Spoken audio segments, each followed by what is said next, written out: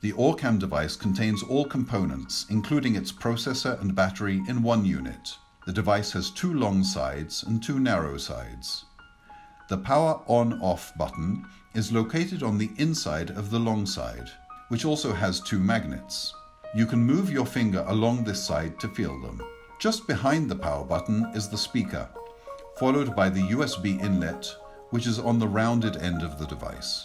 Now turn your device around and you will notice a long touch bar. This is where you activate your device, either by touching the bar or by swiping it. When you reach the end of this side, you will have reached the camera and LED reading lights. It is best to avoid holding the device at this end so you don't obscure or smudge the camera.